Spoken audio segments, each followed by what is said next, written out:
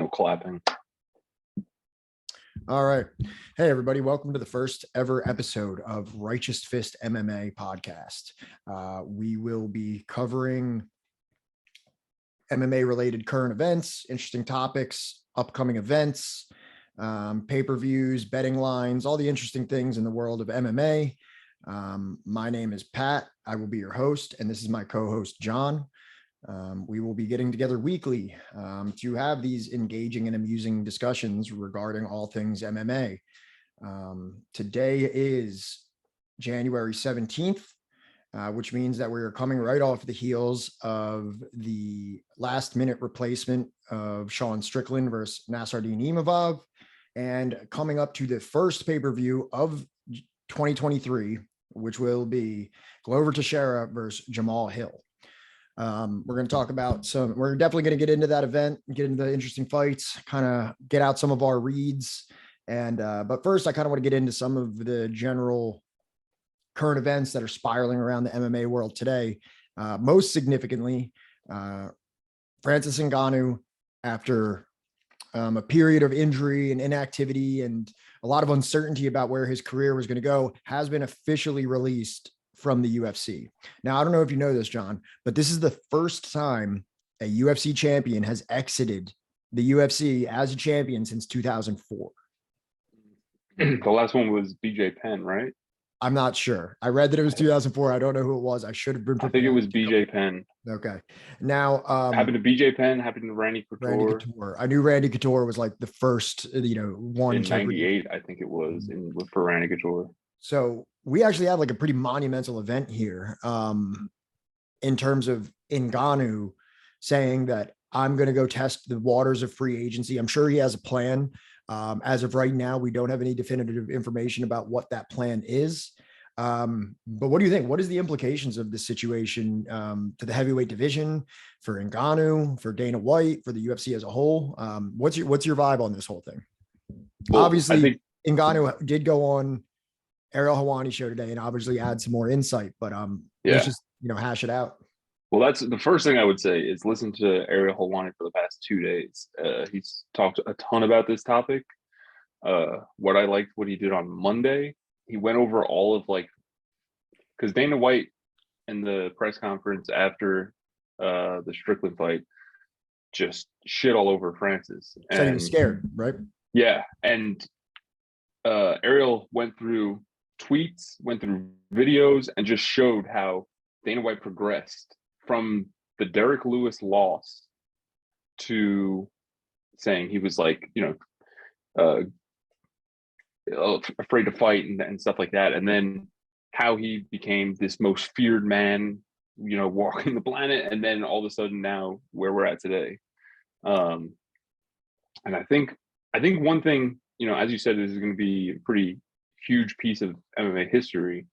But also this is happening in the shadow of, and I say that because I think Stephan Bonnar is, a much bigger deal than this, even though it may not seem so, but his passing and just his life after the UFC, and looking at the demands of what Francis was asking for. He wasn't asking for anything crazy. And, you look at the people after the UFC, after MMA, I think this Francis walking off could have huge repercussions in the future, along the lines of what he was asking for. He was asking for health insurance for all, not for himself, not for his family, not for anything like that, for all fighters. And that's huge. That's a huge deal. Right. And I think he was also asking that there was some type of like a fighter's advocate in some type of like a in the meetings, the formal capacity in the meetings. And he was asking for access to sponsorships as well. These are all things that would make a situation like Stephan Bonnar, his life after UFC, a little bit more comfortable.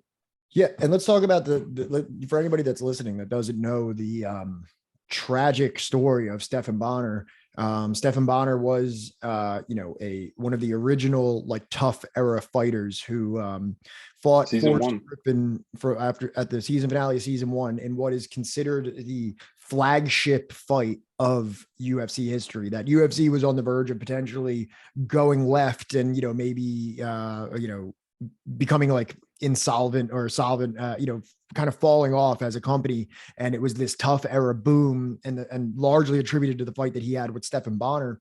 And after having kind of like a middling career following that fight and never really ascending to like the championship status or ascending to any kind of like really notable or successful fighter following that, he kind of fell into obscurity in terms of the fight game, and he battled with substance abuse. He was getting arrested in like really embarrassing and sad ways, and then dies young. And the reason that you're bringing this up in relation to Francis is that, like, in it seems to be two unrelated events, what we're looking at now is the tragic outcome exemplified in a very vivid way of where like a fighter's career, not their career, but where their life goes when they aren't able to just parlay their fighting career into something that's engaging, fulfilling, and financially significant. Also health wise, I mean, it's health insurance could benefit any of these guys. And I heard Ariel explain it. The health insurance one is the one that, and maybe I'll play devil's advocate here a little bit. The health insurance one I get. I think it's insane that the UFC doesn't offer health insurance to all of its fighters, anyone that's on a contract with it. If I'm not mistaken, doesn't like the NFL give health insurance to its players after so many games or so long or something like that? I am the last person to talk about the NFL or what. The reason I bring that up is because recently the individual that had the cardiac arrest on the field, I read something that he hadn't played enough games to get into this like coverage that the NFL offers. Right. But the UFC could obviously do that if there's some kind of like, maybe not on your first fight, but like maybe if you like get like a second contract re-signing, or if you've had like 5 fights, 10 fights or something like that, that you get kind of like, entered into this, tier of employment where you do get like health insurance for this extremely risky physical activity that you're constantly engaging in and that your life and your family's well-being are dependent on. Now here, I'm going to play devil's advocate for a second. Okay. Because I think the narrative going into this situation with Ngannou in the UFC was that the UFC wasn't recognizing him as a star, and they weren't willing to, I think it was financial. Like they weren't willing to pay him what he wanted. Would you not agree that before he came and he gave more of this information and Dana gave more of this information, that was kind of the narrative surrounding the Ngannou situation? I mean, I feel like you just said a whole mouthful there, and I would want to just touch on each part that you said, because like the superstar part, I felt like was something that was just changing on the day with Dana. Sure. I don't mean that, but I'll say it more clearly here, is that they just weren't recognized. They didn't seem like they were recognized what he was worth. Yeah, I would agree with that. So it seems like that narrative got turned on its head, because by Francis Ngannou's admission, and also with Dana White, you can't always trust Dana White, but it was confirmed by Ngannou on the Helwani report. They offered him a ton of money. Right. They put him up there in the most competitive financial brackets of the heavyweight division. Right. But how do we know this? This is one thing that Francis brought up, is we don't know fighters' pay. We don't know what Brock got paid. We don't know. We do. Ariel Helwani brought it up. Ariel Helwani said he made $8 million on UFC 200. Is it around that? And Francis goes, yeah. So I think that we can unambiguously say that compared to the entire heavyweight roster, that they offered him almost as much money as anyone's been offered, at least top 5, top 10, something that does actually speak to the fact that they are like, this dude's a draw. He can fight. We want to be in the Francis Ngannou business. We don't want him to leave. Also, it seems like they made a concession with him to sign a 3-fight deal. And did you hear him talk about that? Like he could fight 3 times in a year and then pursue a boxing degree. A boxing degree, like he's going to college. A boxing fight outside of the UFC. he started making requests to change the entire systemic structure of the UFC. And I'm not saying that that's a bad thing, but you kind of got to go into this negotiation being like, it didn't seem like the UFC treated him any worse than any other athlete. It seemed like they were willing to give him far and away more than any other athlete and be accommodating with his 3-fight contract. Then he started stepping in and be like, I want to change the entire system of the UFC. I want healthcare. I want for everybody. I want sponsorships for everybody. And I want this. It's like, and I don't know what it's like to run the UFC, and I don't know how easy it is to implement that shit. So it's Right. like, I believe in the things that he was advocating for. If they gave me an opportunity to vote for them, but I think that as someone that's a primary UFC consumer of MMA, I was a little disappointed to see Ngannou go because I want to see him fight in the UFC. I want to see him fight Jon Jones. I want to see him fight Stipe again. I want to see him fight Gane again. And it seems like there was no real slap in the face to him as a fighter in the sense that they were like, we recognize you're worth millions. You want to do this other little contract thing? Cool. Okay. You're breaking our balls a little bit, but that's the way he made it sound, is that they kind of were like begrudgingly gave him the 3-fight, were willing to do the 3-fight contract. Right. And I think I might be, playing the heel on this one a little bit because I think and I'm on Ngannou's side. I support anything that he wants to do, but the selfish fan in me is like, they didn't treat you any worse than any other fighter. They just weren't willing to change the entire structure of the company for you. Well, I think the structure of the company is flawed. What he was talking about today was they have lobbyists that are smashing bills that are trying to get passed. I don't have the information on the bills. He didn't really go into much detail about it, but he was saying it's an unfair system now. He said 10 years ago, fighters had more. They had more power. The UFC didn't have as much power. And now the UFC is bigger and the fighters are smaller. Could you say that maybe like with sponsorships, you can make, I think a lot of fighters were making more on sponsorships than they were making, let's say, in an annual fight payment from the UFC. Right. So that means, what does that give you when you go to the negotiation table? You know what I mean? Like now I'm utterly dependent on you as the UFC to pay me for my fights. I really have no other income. I might be able to go and say like, do something on my YouTube channel or like, go on somebody's website and be like, Francis Ngannou says that this is a cool website to place your bets at. You know what I mean? Right. But that's nothing compared to what you get for walking out with a brand on your shorts or on your shirt or putting the hat on at the end. You remember how all the fighters used to be like, they win a fight and they're not even thinking about it, but one of their corners or their trainers will put a shirt on, a hat. Put the hat on, put the stuff on. Yeah. Because they made a deal with that company. They'll give you $5,000. Just throw the stupid fucking hat on. Right. I think they still might get something like that with Monster. Because you ever see somebody awkwardly holding a Monster can when they're like in the post-fight interview? And you hear in the post-fight interviews too, people like go gamble on this site or so. That's a new thing. I can't believe that they're allowed to do that. Well, I guess I know. I think it's because you can't control the voice of the fighter after the thing. You can't wear the logo. I'm sure. Do you think it's probably changed with DraftKings? They've been doing it since DraftKings. Okay, I don't know. There's that one like crypto betting site that everybody's been bringing up lately, and then they also plug like a Twitter guy that like this guy that gives bets. Like they'll be like, "Yo, check out my man. This guy, he'll get you money or something like that." Like they just fought their ass off, had the biggest win of their life, and they're like, "Yeah, first of all, I'd like to thank God."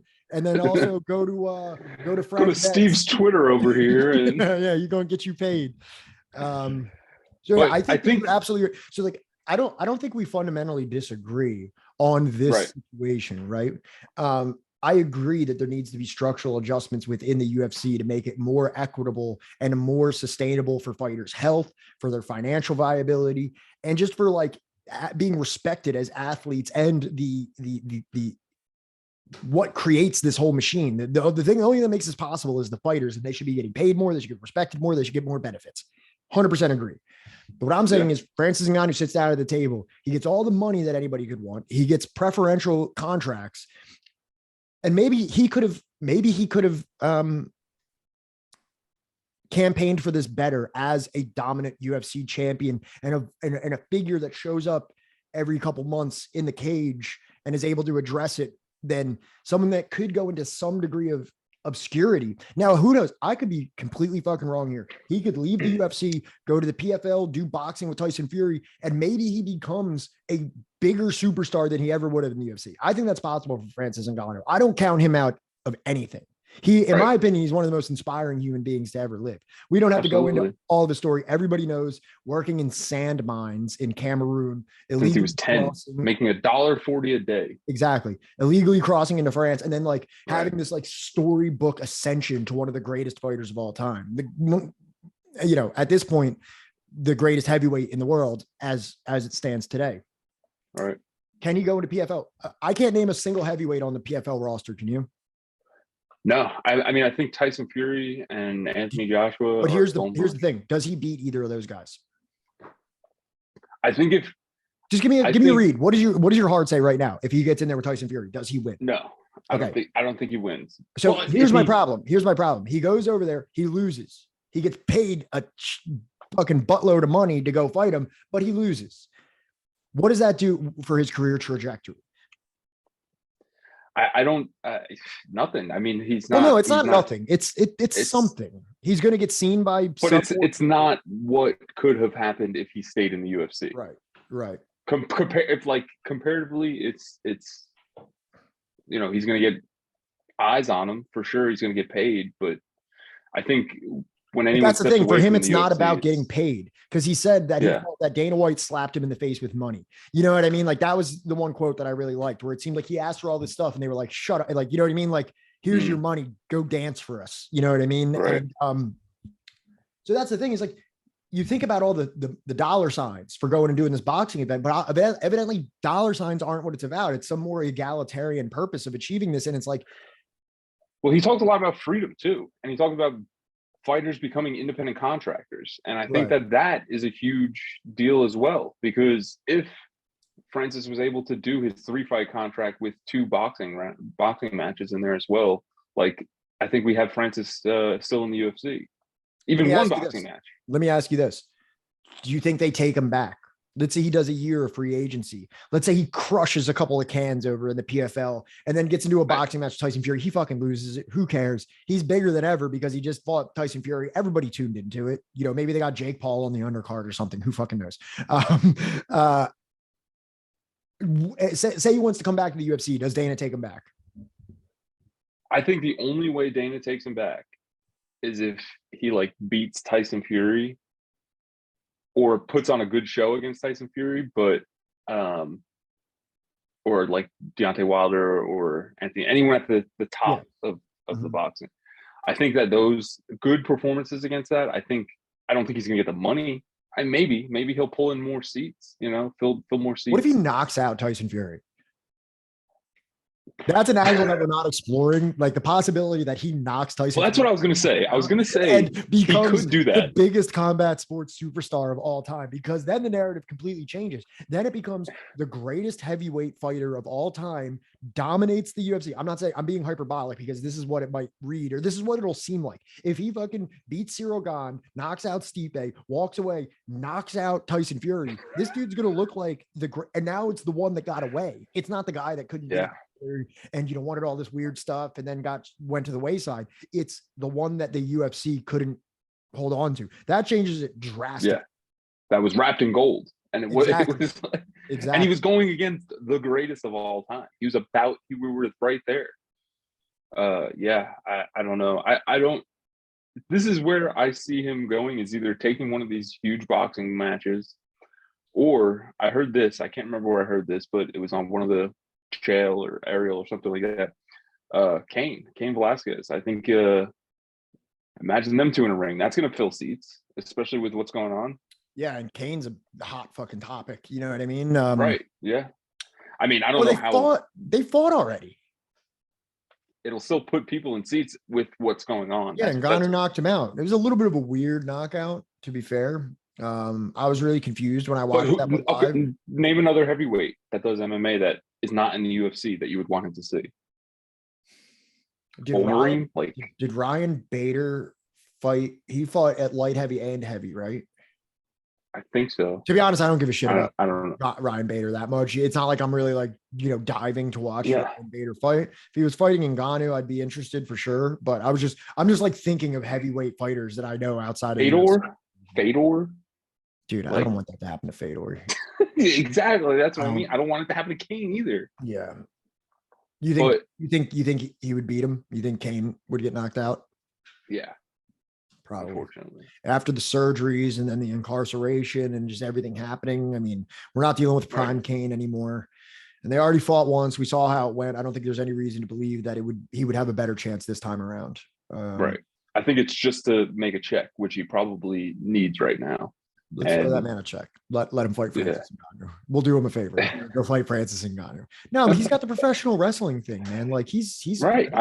I think he's caked up from that. I think they pay crazy money for people like him. Well, he's not in like the WWE or anything like that. He wasn't? I thought I saw him in like some I think he was in a Mexican wrestling. Maybe we're talking out of our ass here. I'm sorry to anybody. I don't follow wrestling, so I don't know. All right. So I mean, concluding remarks here on this one, the only thing that I'll say is that I'll just restate what I already said.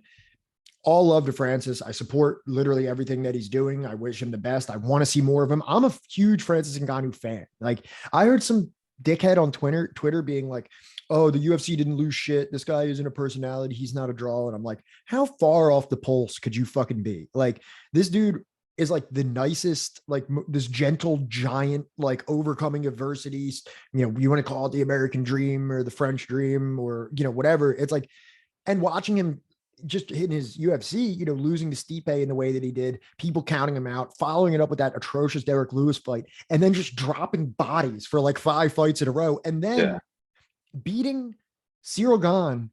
A lot of people counted him out in that fight. I'm pretty sure he was an underdog in that fight. And he lost the first 2 rounds. And he comes in and he shows a fold in his game. I watched the highlights of it today. The takedowns are fucking sick. And he does like sweeps and shit like that. Like he's like, you never thought that you were going to see this from Ngannou. And I remember watching that being so inspired. I was like, this dude is the fucking man. And now I remember when he stuffed Stipe's takedown. You remember? I remember like being like, whoa. Oh my God, he's dead. Stipe's dead. And then now he does this, and this ingratiates him even more to the public because, Dana White is a controversial guy. There's a lot of people that are diehard UFC watchers that hate Dana White. So there's a lot of people that are very happy to see Francis Ngannou put the middle finger up to him. Right. Well, especially after this past couple of weeks with Dana, this is just not adding anything positive to his resume. Yeah, Dana's stock is at an all-time low right now. Right. And for anyone that's talking bad about Francis is a casual, and they have no idea. Even if you like, when you listen to him in that interview today, or really any interview with him, he is so well spoken and smart. Like he's so intelligent. Yeah. He's his own manager. He's like doing his own negotiations. He's talking about contracts and like contract laws and stuff like that. I'm like, he's an incredible, impressive guy, man. Speaking multiple languages, like, and he's still, let's see here. I was just trying to see if I could find that stupid tweet, but I'm not going to waste any more time doing that. I find his personality so endearing. His story is so endearing. His fighting style has to be some of the most exciting fighting in the heavyweight division. And heavyweight, I'm not the biggest fan of, what I mean?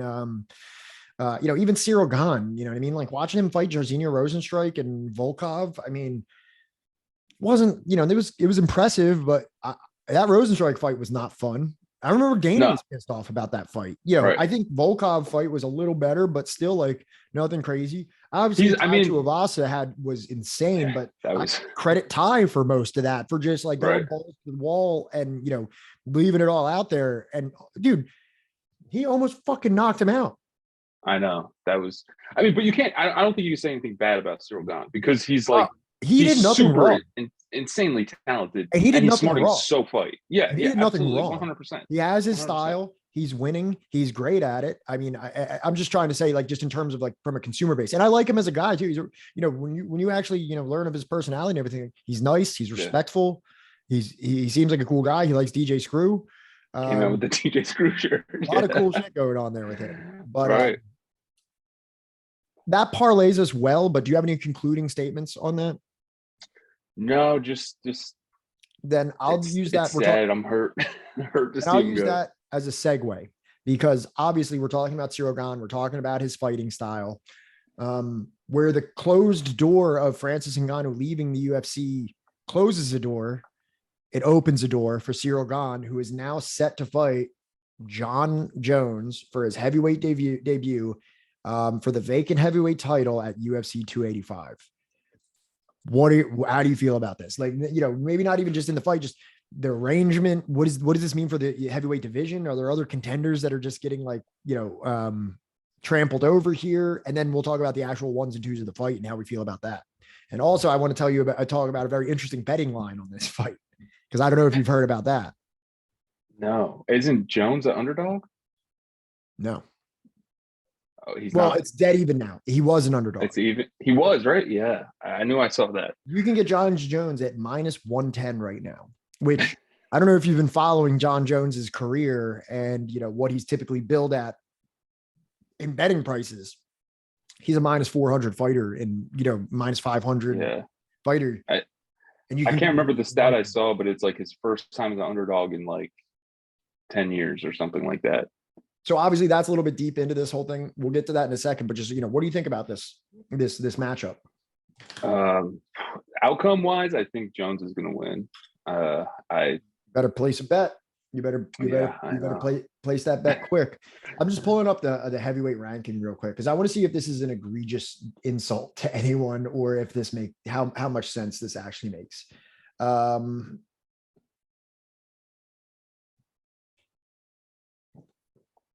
They don't. Oh, here it is. Okay, yeah. So, I mean, honestly, it kind of makes sense. I think the only person that gets fucked over here is Curtis Blades, who is just routinely the whipping boy of the UFC heavyweight division. So we have Cyril Gane. He's number one. So justify that he fights for it. Then you got Stipe, who still hasn't gotten a win back after his loss to Francis. I think he's still in the picture for sure. If this would have been, if Cyril Gane wasn't available or he was hurt, I think we definitely would have saw Stipe in that position. Well, I don't think Stipe can fight right now. There's something that was preventing him from fighting. So I saw he did a tweet. He's preparing for July. So he's going to get winter in July. Yep. I think that's what he's saying. Seems fair to me. Then you got Pavlovich, Sergey, up and comer, but he's coming off of wins over Lewis and Ty. Probably not in the title picture just yet.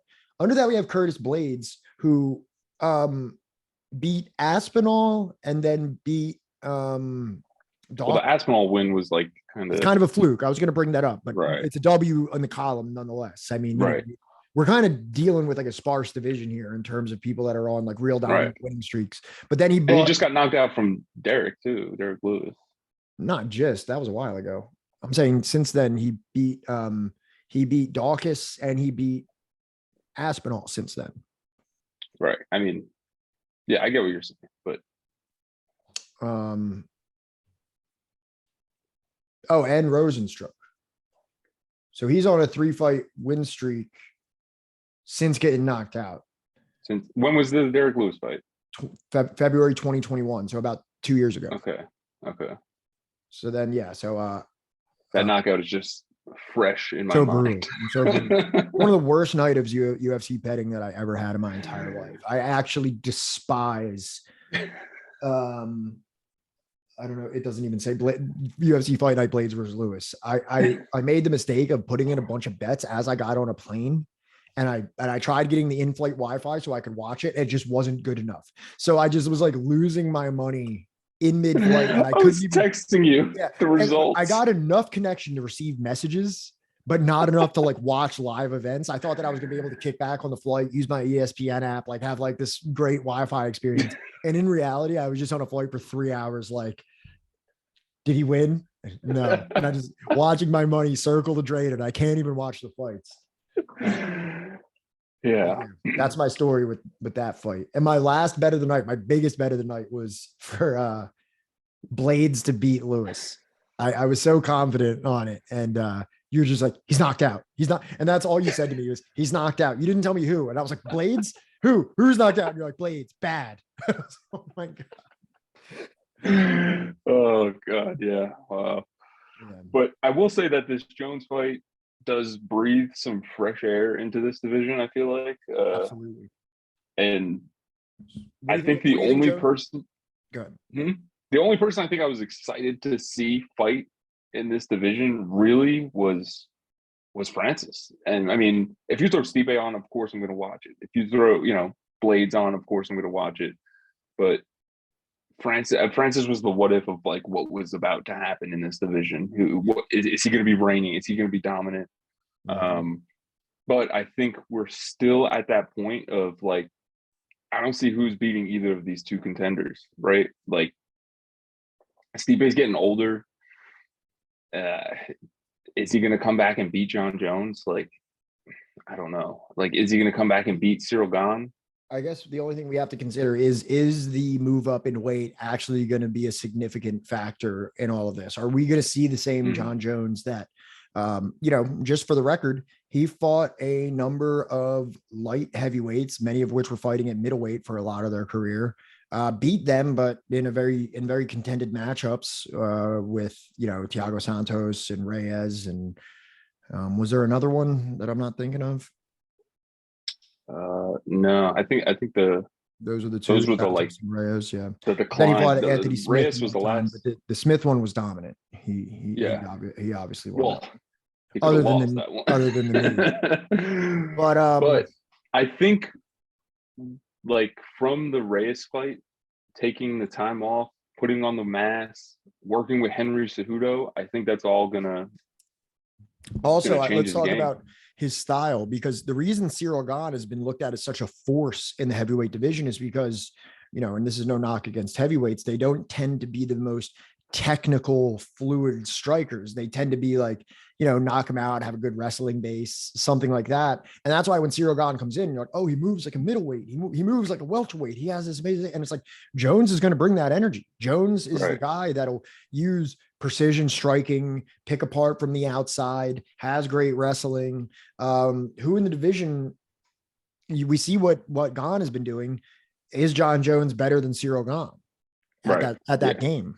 We're gonna find out. Hopefully, it's not a boring fucking fight, man. Hopefully, it's not like it could be. Hopefully, it's not like Cyril Gane's fights and John. I mean, to be honest, I haven't been in love with Jon Jones as a spectator, as a spectacle fighter, since he fought DC. Yeah, I think also with Cyril is when he fought Francis, his gas tank didn't look as great as Jon Jones can. You know what I mean? Jon Jones will probably have a better gas tank than he did at light heavyweight, I assume. Right. Even though he's going to have extra mass, I think that just because he's like not cutting any weight or anything like that, I think or maybe he will be cutting weight. I don't know how much fucking mass this guy is putting on. Yeah. But I don't know how many picograms are going to be involved in this mass process. But for some reason, I do feel that if the way that we saw Gane, and also I think Gane got his spirit broke a little bit by Francis. I think when he started dropping rounds, it didn't seem like he was the same confident fighter as he was when he's dancing around, landing his little shots, getting his jabs in and everything like that. I don't think he's used to being a loser. You see the guys that they're great at being a hammer, and they're the hammer a lot because they're really fucking good. But then once that nail position comes in, they fall apart. And the thing is that Jon Jones is one of the most seasoned fighters of all time. He can get in there and he can do it. So I'm leaning towards Jones. I'm gonna have to throw a big ass bet on Jones right now at -110 because that's like. Also with the Reyes fight too, Reyes came out strong. I know. And towards the end, Jon picked it up, and I think that's again what we'll see here. And I think it's going to be. I hate Jon Jones. I think it's going to be another Jon Jones edging his way through a victory. That's how I feel. And I'll say this: I fucking hate Jon Jones. I hate him as a person. I hate him as a fighter. There's never been a Jon Jones fight that I haven't rooted against him. There hasn't been in my viewership of MMA. I have not rooted for him in a single fight. Yeah. But putting that aside, I think he wins this fight. Yeah, I'm not gonna be rooting for him. I'm not going to be rooting for him. Except that I might put a bunch of money on him. In that sense, I might be rooting for him. But in general, no. I'm a very anti. I also think, and this might sound weird, but I think Gane is like more deserving of it. Like he's a charming, nice guy, and Jones is like a woman beater piece of shit. Yeah, whatever, you know. just Yeah. all around, and like not even like an interesting guy. You ever see him on Joe Rogan podcast? Like He's his so boring. personality sucks. Like, He's so boring. and even his fighting style, I like, you know what I mean? Like he has no redeeming qualities other than he puts W's on the board.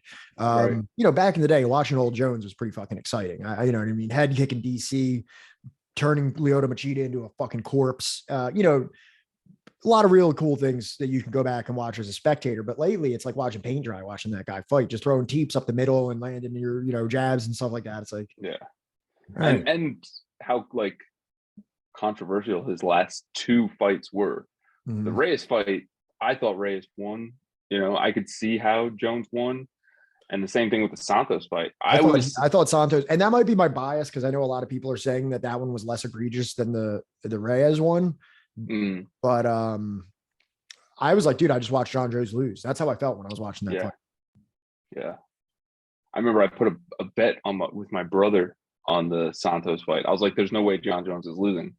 And we put $100 and I was at the end of the fight like, oh my God, I'm gonna have to pay my brother $100 now.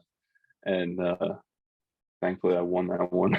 Now let's say this, right? Me and you can sit here and, you know, we're spectators and we watch a lot of fights and we consume a lot of content. But here we are. Vegas has this fight lined completely evenly. Now, do you think that they know something that we don't? Or do you think that they're just kind of letting the line out there and letting the bettors kind of push the line and letting the market decide what this should be placed as? Because it seems, well, is it the unknowns? Is it the X factors? They're going to heavyweight. Where's Jones been? Go ahead. Potentially. But there's also this factor, and maybe I'm wrong here, but the UFC betting is relatively new, and these new spectators maybe have not seen Jones. Not that they don't know who Jones is, but we've seen Cyril Gane fight the last 3 years. We know what he looks like. A lot of recency bias. There's a lot of recency on this guy being like a world beater, unless he's fighting Ngannou. And these people that are betting might not. The people that I'm in school with that they're betting, they don't know who Jon Jones is. I don't know if the line is indicative of that because I think Jones came out as an underdog and people are betting him because now it's a pick 'em at this point. So I would say that this is probably I think that Jones is going to get smashed. I think he's currently getting smashed. The betting line. I think bettors are dumping money on him right now, and I might get in on that train because by the time they fight in March, I think you might see Jones as a -200 favorite. That's what I'm going to call right now. -200 favorite by time of fight. Clip it, send it on Reddit. Because I don't think he's going to be a -400. I don't think it's going to be like when he fought Anthony Smith, but I think he's going to get up to like a -200 favorite. Right. Yeah. All right. So that puts a pin in the old current events. We didn't really prepare a whole lot more other than just jumping into that. And I think we're at a pretty good time here. Let's jump into UFC 283. And we're going to talk about the more interesting fights here. Obviously, tackle the main card. We're not going to go through and laboriously dissect every single fight on here. Let's do a little screen share action so that everybody can join us. All right. You seeing this? Yes. All right, cool. So let's go down to the prelims here. To be honest, Alves versus Dalby is kind of interesting. You got T-Rex, Terrence McKinney down here against the guy who I'm not particularly familiar with. Got Jailton Almeida. He's got to be. Can you see the screen still? Yep. Okay. He's got to be a pretty big favorite in this fight, right?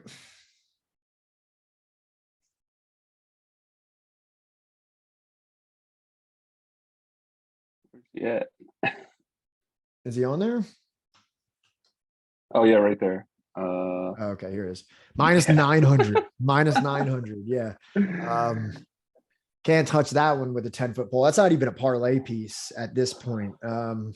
Jesus Christ, there's so much hype on that guy. For good Terrence reason. McKenna is almost even right there. Has he fought since he fought Drew Dober?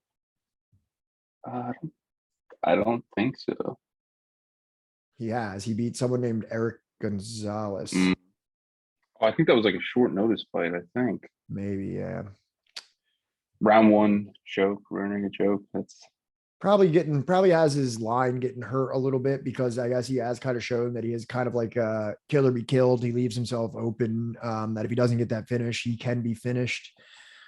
Has this guy been fighting in the UFC? Oh yeah. Oh yes. Oh no, this guy's coming off the Contender Series. Yeah, I haven't done any tape study on this guy, but I probably like McKinney's guy. See, the only thing is that this guy, it doesn't appear that he's not losing very much, and B, he's not getting finished. And that's the thing is, Right. if this guy's got a good chin and good submission defense, can McKenna, if Terrence McKenna, am I saying it's McKinney? McKinney. I don't think if McKinney can't put him out in the first round, he might slow down. And, I don't know. This might be Vegas might have it right on this one in terms of, there's still some question marks. We saw he put it all on Drew Dober. And when somebody has that American dad chin, like Drew Dober, and can take that punch and can keep it coming, unless McKinney is working on his cardio and some of the holes in his game, could play out similar. Yeah. That's a fun one. I mean, it's going to be a fun one just as a spectator. Yeah, for sure. What else we got here? Thiago Moises is on there against someone who I'm not particularly. Oh, this is the guy with the skin disorder. I've heard this guy is a very fun fighter, coming in from LFA. But if I'm not mistaken, Moises is a big favorite on this one. Minus 365. Big favorite there. Gonna be a good fight. I like Thiago Moises, actually. I know he can be a little boring at times, but RoboCop's on there too. He's coming in a favorite. I think that's a short notice fight too. That's my guy right there, man. RoboCop. Minus 330 favorite. Yeah, he's a huge favorite, as he should be. That dude is a fucking beast, especially after his last fight. When Nchukwu, is that who it was? No. Yeah. No. Yeah. Is that how you pronounce that? Sometimes I get these African dudes' names mixed up, man. Nchukwu, is that him? I think so, yeah. Okay.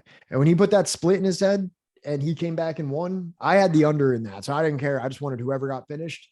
That was absolutely incredible. So so far, even the prelims are fucking stacked. Then you come up, I think this is the retirement fight for Shogun. Yeah. Against Ira Pretoria. Oh, the guy from Ukraine. Is this the guy who came in and lost? Yeah, that was his first UFC fight. And he lost to Nikolai Negamarianu. That was in July. Who has he fought anybody since he fought like Paul Craig? OSP, and he lost. Wow. It's a split decision too. All right. That's a tough fight for Shogun. Absolute fucking legend. Win or lose, you know what I mean? It's not going to tarnish his legacy. He's still going to go down in the halls as one of the all-time greats, as one of the pioneers, especially from his work in the Pride era. So all love to Shogun. I'll be rooting for him. I don't know about you, but I'd love to see him get the W, but it's going to be tough. He's not too big of an underdog. He's a minus 170. That's not too bad. Maybe he can sneak out a wily veteran victory here. Yeah. So now we're getting into the real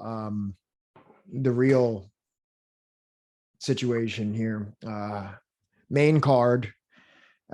First fight of the main card, Paul Craig versus Johnny Walker. How do you feel about this? I was thinking about this fight like all day. I don't know. This is a fight that has bet the under written all over it. You know what I mean? Yeah. These dudes are glass cannons. They're either finishing you or they're dying in the process. Let me see if we have something on that yet. So it's set at the 1.5. So you can get the under 1.5 at minus 175 right now. I like it.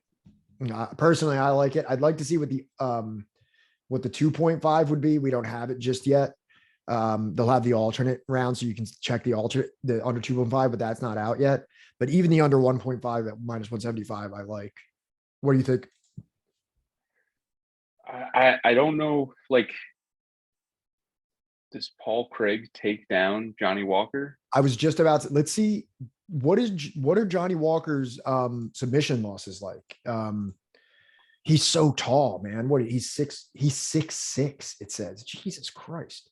Yeah. Now, to be fair, Paul Craig is 6'3". He's a tall guy too. God damn, man. Look at this. That's it. I mean, that's like literally, there's no Actually, other way that goes. The way that I could see Johnny Walker losing by submission is by dropping him and following him down. Yes, like maybe that's the only way. Take him down. You know what I mean? KO. That's what I was thinking. He lost to by submission back in 2015. It's the only submission loss of his entire career was in 2015. I could see, because Johnny Walker does make these like silly mistakes at times, and I feel like that could be it. He knocks him down. He thinks he's out. He jumps on him, and you're in a triangle. It's triangled.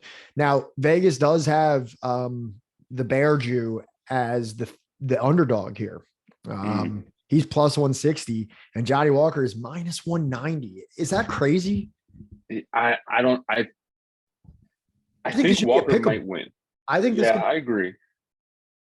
I think Walker might win just because I think he's gonna catch him. If I'm not mistaken, Paul Craig has the more impressive last 5 fights, right? Because like Walker has gotten crushed in most of his last. He won against Ion Cutelaba, got the rear naked choke. I had money on him in that fight. I was ecstatic, and I love Johnny Walker. You know what I mean? Like, I'm a big fan of some Johnny Walker, but I'm also a big fan of some Paul Craig. So now look here. Craig has 4 out of 4 of his last 5 against Antigulov, Shogun, not really, Jamahal Hill, and Kroylev, and then obviously lost to Ozdemir. No shame in that. The problem with Johnny Walker is he's losing to Kroylov, beating Ryan Spann, interesting, losing to Santos, losing to Hill, and then beating Cutelaba, who, isn't the best fighter. So just on strength of schedule, you gotta favor Hill in that sense. But like, what's it called? You mean Craig? Craig. Paul Craig, yeah. In the Kroylov fight, he got snatched out of the jaws of death. Right. I believe in the Jamahal Hill fight, he got rocked also in that one, right? Yeah, I think so. So it's like, obviously this isn't a sustainable strategy. You can't just get rocked, especially for a guy, it doesn't show it right here, who has lost a lot of fights by knockout. You know what I mean? Like, right. This isn't like, punches. He got Kimura by Jimmy Crute. When the fuck did that happen? Khalil Roundtree knockout. Tyson Pedro knockouts. You know what I mean? Like, and Johnny Walker might come out with a fucking flying knee in the first 5 seconds and knock him out. Yeah. Yeah, I think that is definitely possible. I see it going Walker's way more so than I see Paul Craig. Paul Craig is going to be more reliant on a mistake, but he's like the king of it. He can pull these guys into these positions so easily. But for the bettors out there, you don't even have to stress your little brain about this. You can just bet the finish, because the chances of this one going to the decision, they have the decision right here at minus 650. So really what Vegas is dangling in front of you is, will this go over 1.5? Personally, I don't think it does. Mm-hmm. Personally, I think that minus 1.5 at minus 175 come fight night, that's going to be smashed. That's going to be over 200, minus 200, I believe. Yeah, I agree. All right. But this has to be one of the most fun fights on the entire fucking card, right? Yeah. The only reason I don't like when Paul Craig wins is because I can't understand his interviews. That's it. I love that Scottish jargon. So now we got Jessica Andrade versus Lauren Murphy. Lauren Murphy coming over her win over Miesha Tate, a fight where I lost money, and coming over her loss to Valentina Shevchenko. No shame in that. And then, if I'm not mistaken, Andrade's coming off of her historic standing head and arm choke over Amanda Lemos. First ever in UFC history. Incredible that that's never been done. I'm definitely agreeing with Vegas on this one. Andrade is a huge favorite, and for good reason. I just don't see Lauren Murphy putting it together. I think Andrade is one of the best fighters in this division. All right. Losing to Namajunas, okay. Losing to Shevchenko, okay. But other than that is just a fucking butcher in there. He's just like cleaning house. Did she has she always been fighting at strawweight? Did she change up her weight class at all? Well, she fought Valentina and Rose. She had to have been. What was that? Well, she fought Valentina and Rose, so she has to have been changing weights. Okay, yeah, that's what I was saying. And so, right. And this is at the same weight class, right? The one that she beat Lemos. Yeah. I like her chances here quite a bit. Yeah. I don't think there's really even much commentary that I can give to this one. Andrade by KO, TKO. Yeah, I mean, I like it. I think she could get a submission also, but I just struggle to find the way that Lauren Murphy is going to put this together and win a decision or knock out Jessica. Yeah, I agree. 100%. Anything to add on that one? No. Should be a fun fight just because I'm lacking like any kind of like insightful commentary. I do like this fight and I will enjoy watching it. I'm glad. Well, Lauren Murphy's also like super tough, super good fighter. Like it's not like it's going to be boring. Like there's definitely not going to be a boring minute in that fight. Well, and Andrade, they both go in there and swing. If you're worried about boring women's MMA fight, Andrade is not the one that you need to be worried about. You don't skip this one. Yeah, she brings it and she fucking knocks girls out. So that brings us to another fucking fun one, man. Burns versus Magny. And here's the thing: we got Burns at -400. Is that showing on DraftKings also? Because that's a big favorite, but. Yeah, I can see it though. -460. Jesus. I can't say I disagree. Maybe I would maybe in the -200 somewhere. But if I'm not mistaken, this is the same Neil Magny that got absolutely wrestle fucked by Michael Chiesa, and it's like, yeah, you can Darce choke D-Rod. You can get your split decision over Max Griffin. Great fight against Jeff Neal, by the way. But, can you keep Gilbert Burns off of you? Can you knock him out? Khamzat didn't knock him out. I honestly don't. I don't think he wins on the feet. I don't think he wins on the ground. When's the last time he knocked somebody out? Decision. Okay, Craig White in 2018 is the last knockout win of Neil Magny's career. But Gilbert Burns is like, his striking is like, his ground is insane, and then his striking he almost finished Kamaru Usman with strikes. Yeah. And it's like he can wrestle too. When he wrestled Wonderboy really well, a guy who is known for having pretty decent takedown defense. And this is a guy who, and I know no hate on Michael Chiesa, Michael Chiesa got absolutely clowned in the grappling department by Sean Brady, a guy who's still up and coming. Chiesa wiped the floor with Magny, if I remember correctly. Was just getting takedown after takedown, was hitting reverses and everything like that. It was like Chiesa put on like a clinic on him. And if Chiesa can do that to you, I think Gilbert Burns is going home with your head. Yeah, I agree. Absolutely. And it's again though, it's going to be I think a banger. Like they both go in to bang. Like good fight, fun fight, but. They got Burns by decision. Well, these are the users, you know what I mean? The people that just fucking, click their little things on here. And we might do one. We might, for anybody that's actually listening to this, we might kind of like submit some cards and we'll make our little bets, our little, honor bets on here. We might review them next week. When you guys undoubtedly would be tuning in again to see who got the better reads on the card. I think that'll be fun. Yeah.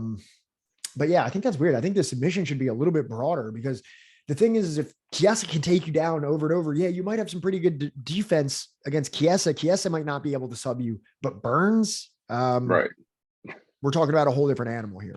Yeah. But again, great fight. Can't wait to watch it.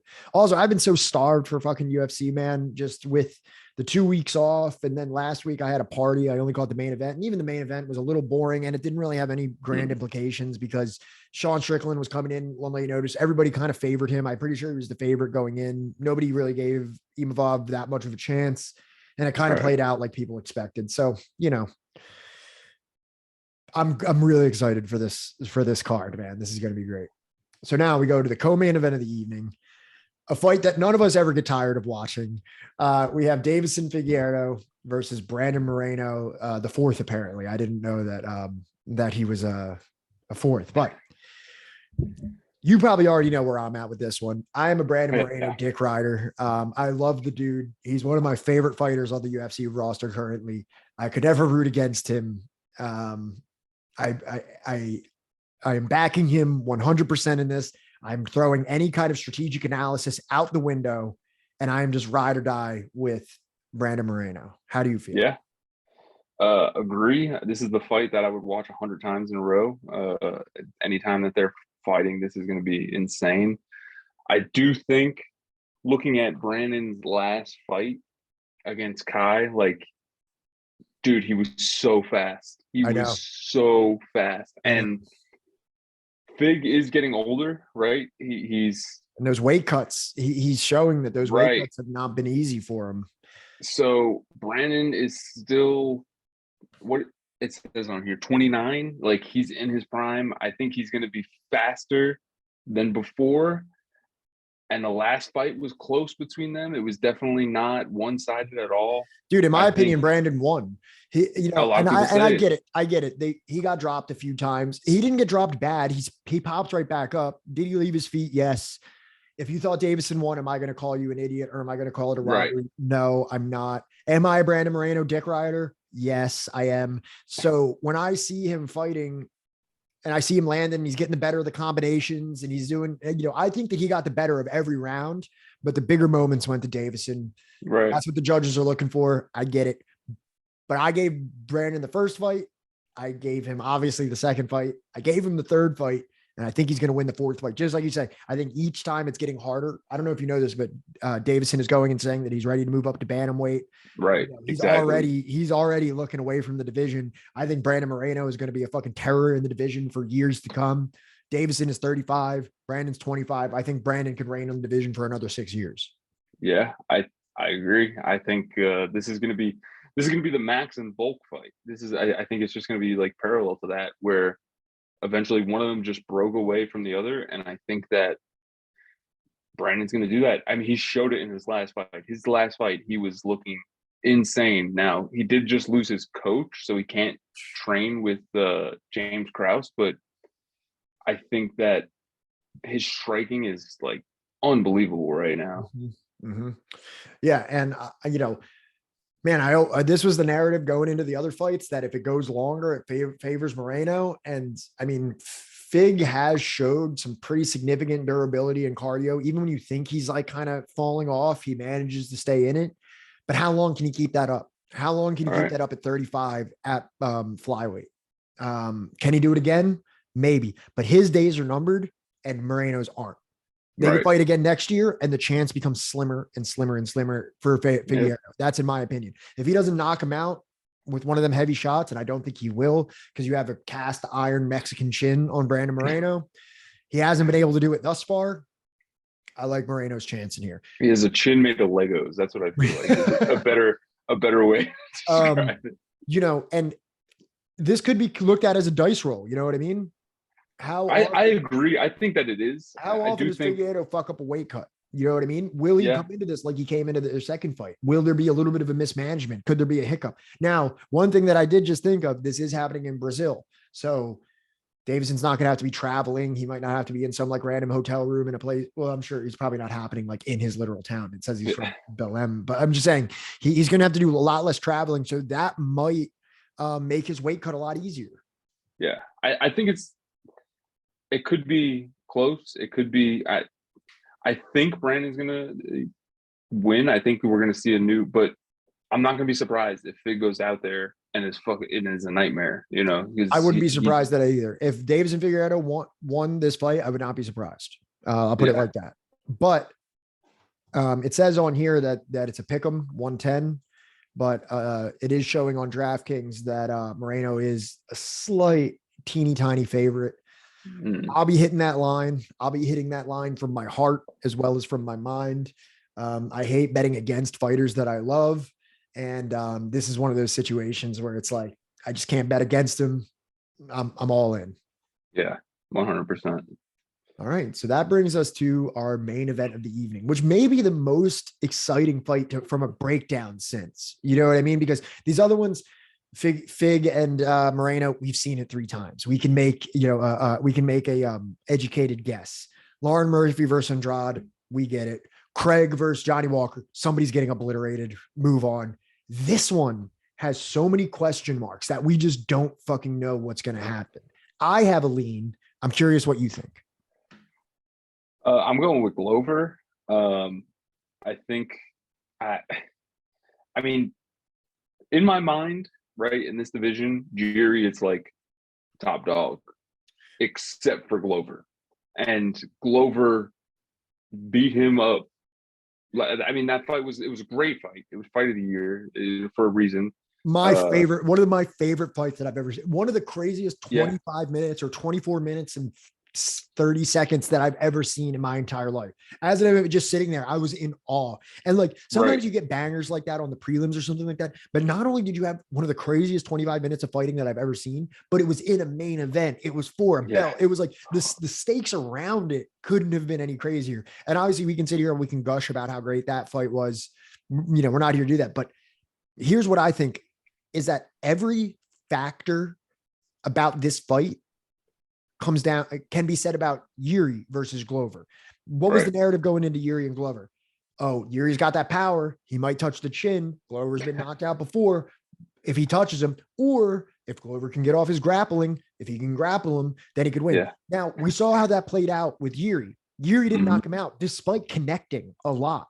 He took the best shots that Jiri Prochazka had and stayed in there, heard him back, executed takedowns on him almost like at will. He took him down constantly. Yeah. Now, this is what we're saying about Jamahal Hill. Oh, if that right hand lands, might not, you can get, but like if Jiri couldn't do it, does Jamahal Hill have a better power and striking than Jiri Prochazka? I don't know. I don't think so. I don't think so. Does he have a better? And he's getting submitted by Paul Craig too. Does he have a better grappling game? No, I don't think he does. And we might see Jamahal Hill picking his teeth up. Handed him to Jason Herzog. Jason Herzog, handing Herzog his teeth. That's the best part about Glover is you have no idea what to expect here because his fights are just. He was putting hands on Prochazka. Yeah. Oh my God. Yeah. It wasn't just this striker versus grappler thing where it's like, oh, it's either that if he can't get the fight to the ground, he's going to get knocked out. And if he does get it, he's going to win. First of all, shout out to Jiri because Jiri has some like crazy fight IQ to not get choked or anything like that in all those grappling exchanges, but also for Glover. And he hurt Jiri on the feet multiple times with the hands. Yeah. So it's like, can Jamahal Hill do what Jiri Prochazka couldn't? Maybe. I'm open to him landing a crazy right hand and fucking flooring Glover. Yeah. But after watching that Prochazka fight and after watching his durability and resiliency in that fight and how good his takedowns were, can Jamahal Hill stop that? I don't think so. I just don't see it. Nothing in his UFC career that I've seen shows me that he can do that. And he might be able to. I like Jamahal Hill. I'm down with the Jamahal Hill train. I'm fine that he's getting this fight. But actually he's never, okay. So, I mean, really, I can't say that he doesn't have that grappling game because no one's really out grappled him before other than Paul Craig. But I think that Glover is a different type of beast than every single other person on this list that he fought. Now, our opinion here, we are falling into the minority because, this has changed a little bit. Glover was a bigger underdog earlier when I first checked this. People are putting money on Glover. Right now, it's almost a pick 'em. Pretty much a 50-50 fight right now. I can't see how Glover's going to go in. No, I can't see how Glover goes in as an underdog.